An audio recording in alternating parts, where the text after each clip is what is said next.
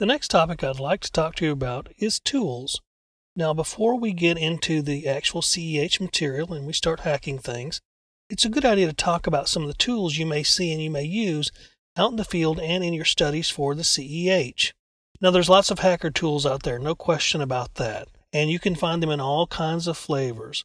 You can find them in Linux, there are Windows hacker tools out there are Mac tools, there are even tools specific to different flavors of Unix, BSD, and so forth. A lot of these tools are single-purpose tools. They only do one thing and they do one thing well.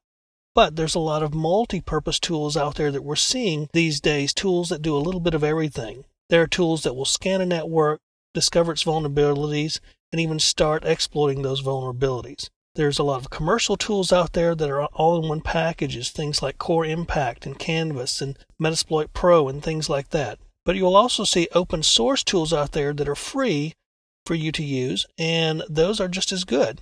In some cases, you may have to use 2 or 3 open source free tools to get the bang that you might get out of a huge commercial software package, but that's okay.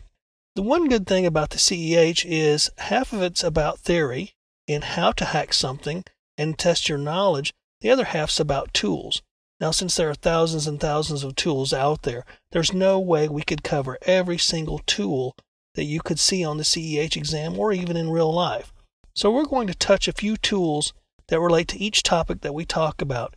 In some cases, these might be the best of breed tools that everybody uses, and in some cases, these might be tools that we have found that may be useful to you that maybe are a little bit more obscure or a little older. That's the other thing, too, I'd like to tell you, is don't get wrapped around the axle about a tool that's brand new.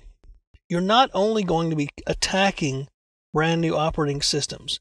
You're not just going to be attacking Windows 7 and 8 or the latest distribution of Linux. You will find yourself attacking operating systems and applications that are older.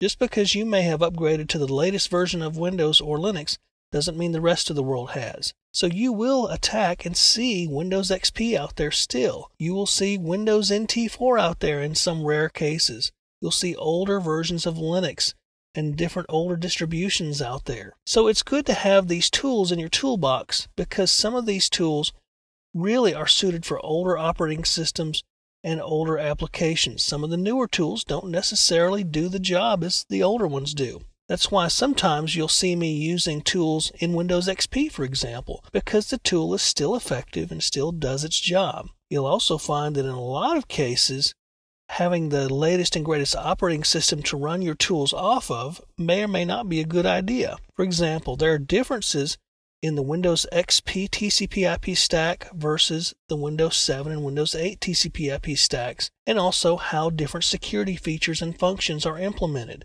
It's much easier to run a hacker tool off of Windows XP than it is Windows 8, simply because Windows 8 is a little bit more secure and prevents you from doing some of the things you might need to do to run a hacker tool. So, don't necessarily rely on just Windows 7 or 8 if you're going to run Windows tools. Now that actually brings me to another point of discussion. Which is better, Linux or Windows or what? Well, that actually begs another question. Which is the best tool? Well, the answer to that is there's not one. Now, everybody has their favorite tools, and everybody learned on a particular tool. Some people learned on Backtrack Linux, some people learned on Windows, some people learned on the old version of Nessus, the command line version, and some people used a newer version. So what's the best one?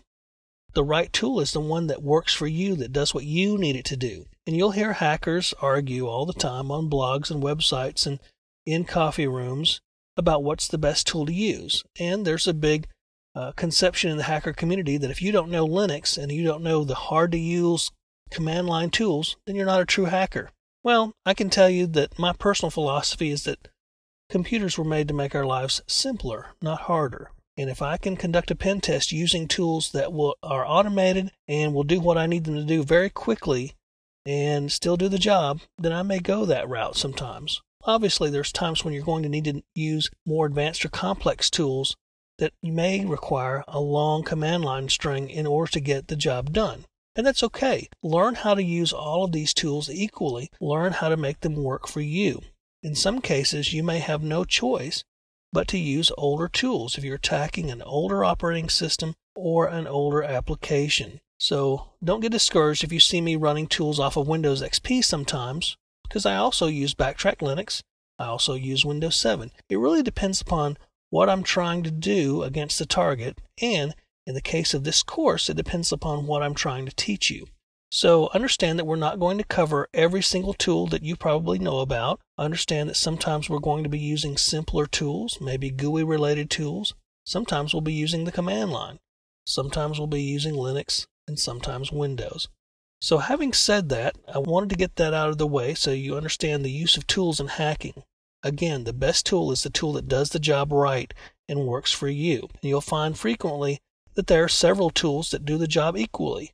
And at that point, it really depends upon what you're more comfortable using. If you're a Windows user, then by all means, find a good Windows tool that works. If you're a Linux user or a command line junkie, then definitely learn the command line switches to get your tool to work for you. So, in the next session, we're going to actually take a look at a couple of these hacking tools, particularly Backtrack Linux.